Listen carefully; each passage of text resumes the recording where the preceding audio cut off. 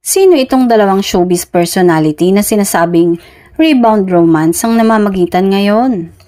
Isang machong aktor at isang tisay na aktres daw ang nalilink ngayon ayon sa mga nakakakitang source.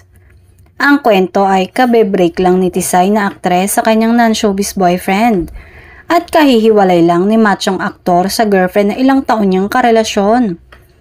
Kapwa single ang machong aktor at tisay na aktres nang magkasama sa isang TV program at doon nagsimula ang kanilang something na sabi nga ay may nag-spark daw kaagad.